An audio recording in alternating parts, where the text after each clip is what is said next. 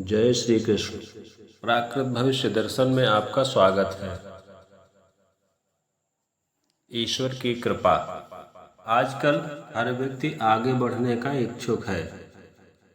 वह हर संभव प्रयास के चलते अपनी योग्यता, क्षमता, धन, समय आदि का भरपूर मात्रा में प्रयोग करके अधिक से अधिक लाभ प्राप्त कर आगे बढ़ने की धुन में चलता चला जा रहा है।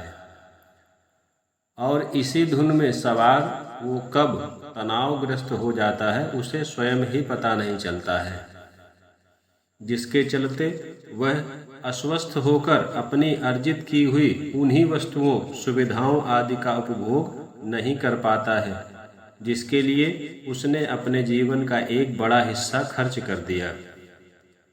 अंततः केवल पछतावा ही हाथ रह जाता है।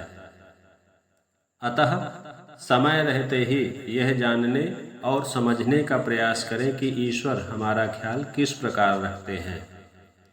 ईश्वर हमारे प्रति कितने दयालु हैं, हमारी इच्छाओं को किस प्रकार पूरा करते हैं, यही आज का विषय है। आइए जानते हैं इसे एक कहानी के माध्यम से। यह एक दर्जी और एक राजा की कहानी है। संभवतः आपने पहले भी सुनी हो, लेकिन यह ऐसी कहानी है जिसे आप जितनी बार पढ़ोगे या सुनोगे तो हर बार यह जीवन को एक नया संदेश देती है। एक बार एक राजा अपने लाव लश्कर के साथ जंगल से होकर जा रहा था। अचानक राजा की दृष्टि अपने परिधान पर पड़ी तो देखा कि एक बटन टूटा हुआ है। अब राजशाही के अनुसार राजा टूटी बटन के साथ परिधान पहनकर यात्रा कैसे कर सकता था, तो आदेश दिया कि पड़ाव डाला जाए और किसी दर्जी को ढूंढ कर लाया जाए। वहीं पर पड़ाव डाल दिया गया और सैनिक दौड़ाए गए। अब वहां जंगल में दर्जी कहाँ मिलता। सैनिक ढूंढते हुए एक गांव में गए और उन्होंने देखा कि गांव के बाहर एक टूटी फूटी झोपड़ी में एक दर्जी पुराने कपड़ों की मरम्मत कर रहा है। सैनिक गए और उस दर्जी को पकड़कर राजा के पास ले गए। राजा ने उससे पूछा कि क्या वह बटन लगा सकता है। दर्जी ने देखा कि राजा के शाही वस्त्रों में सोने के बटन लगे हुए हैं। उसके पास मैला कुचैला धागा था, तो उसने कहा कि महाराज, मेरे पास यही धागा है, अगर आप आदेश दें तो मैं बटन लगा दूं। राजा ने कहा ठीक है, अभी तुम इसी धागे से बटन लगा दो, मैं महल में जाकर इसको ठीक करवा लूंगा। उस दर्जी के लिए बटन लगाना एक आसान सा काम था। उसने तत्काल ही बटन लगा दिया। राजा ने उससे बटन लगाने का पारिश्रमिक पूछा। उस दर्जी ने मन में सोचा कि वैसे तो इस बटन को टाँकने के 2 पैसे होते हैं, लेकिन ये तो महाराज हैं, इनके पास क्या कमी है, इनसे 2 रुपए मांग लेता हूँ। उस समय 2 रुपए एक बड़ी राशि हुआ करती थी और कार्य व्यवस्था उस समय राजा के मन के अनुसार ही चलती थी। राजा प्रसन्न हो जाए तो पुरस्कार दे दें और नाराज हो जाए तो सिर कलम करवा दें। उसने सोचा कि अगर राजा को पता चला कि मैंने उससे ज़्यादा धन लिया है तो ऐसा न हो कि सजा दे दे। ऐसा विचार कर उस दर्जी ने कहा कि महाराज, आपकी सेवा करने का अवसर प्राप्त हुआ, यही मेरे लिए परम सौभाग्य की बात है और मुझे कुछ नहीं चाहिए।